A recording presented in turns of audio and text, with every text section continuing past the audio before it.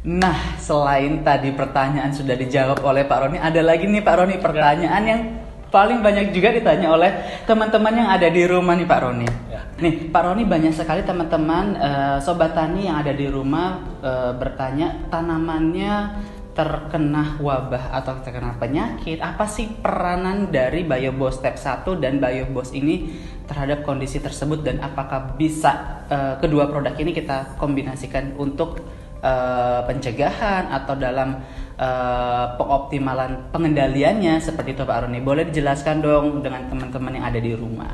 Baik, jadi begini Pak Angga, dengan penggunaan Biobos Step 1 dan Biobos ini itu berfungsi untuk pencegahan, artinya preventif ya.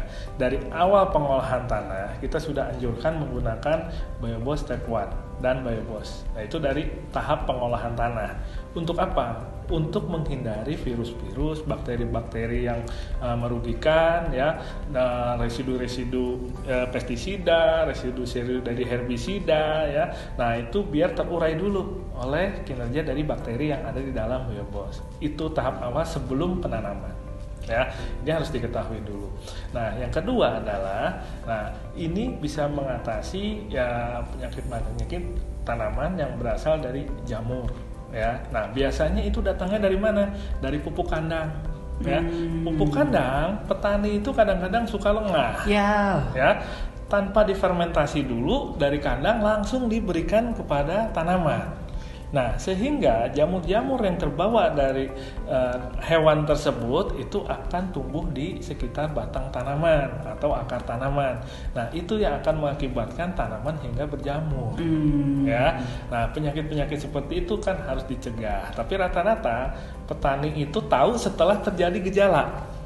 Ya, itu masalahnya. Nah, ini yang harus kita hadapi adalah bagaimana caranya si petani ini bisa mencegah dulu. Tapi dengan apa? Seperti itu.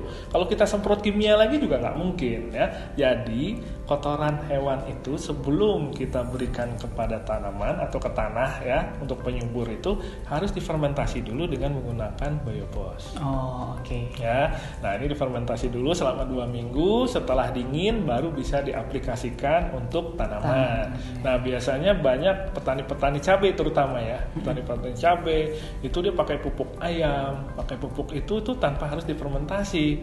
Nah, sehingga itu mengakibatkan cabai itu banyak penyakit akhirnya. Jadi seperti itu. Nah, bagaimana kalau misalkan ini sudah mewabah? Betul. Ya, jadi tanaman ini sudah terkena penyakit. Itu harus diatasi memang dengan pestisida.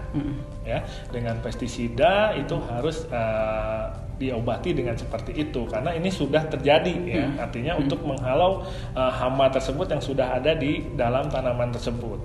Nah, tapi jangan lupa juga dengan penggunaan pestisida ini juga harus ya bagi para petani ini atau bagi mitra-mitra Keling ini harus menggunakan Biobos. Kenapa? Supaya residu pestisida tadi tidak mempengaruhi ke tanaman atau ke tanah. Ya, terutama ke akar. Ini yang akan menjadi masalah nanti setelah pasca panen, Pak. Oke. Gitu. Banyak produk-produk kita tidak diterima oleh pasar, ya, terutama pasar-pasar organik maupun ekspor ya, karena masih terkontaminan adanya residu pestisida atau residu kimia. Bahan kimia. Nah, itu akan bisa diuraikan dengan menggunakan Biobos. Jadi tidak masalah mau pakai pestisida apapun ya yang cocok untuk tanaman tersebut asal bersamaan dengan menggunakan Biobos. Dikasih jeda penggunaannya atau dikasih jeda? Dikasih jeda. Biar efektif dulu. Pestisida dulu diberikan. Nah, 3 hari kemudian baru gunakan aplikasi Biobosnya gitu. Jadi itu ya. Supaya apa? Supaya tadi terurai ya. Jadi residu-residu yang jatuh ke tanah ya, sisa-sisa pestisida yang jatuh ke tanah itu tidak menjadi residu di dalam tanah. Jadi tidak merusak yang namanya mikroorganisme yang ada di dalam tanah. Nah, jadi itu ya buat sobat tani dimanapun berada, pencegahan itu lebih penting ternyata ya.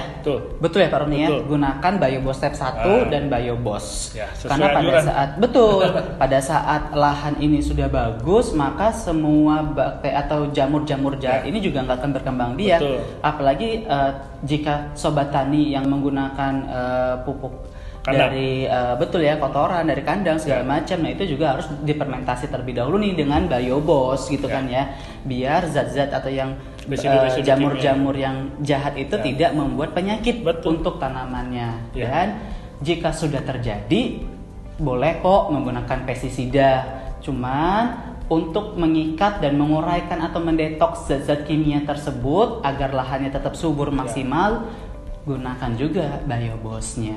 Gitu ya, Ya, Pak Roni ya. betul. Oke, terima kasih Pak Roni. Ya, sama-sama. Mudah-mudahan bermanfaat ilmunya Amin. yang sudah Amin. sampaikan. Pastinya bermanfaat dong untuk sobat tani yang ada di rumah. Sampai ketemu lagi di sesi berikutnya. Sampai jumpa.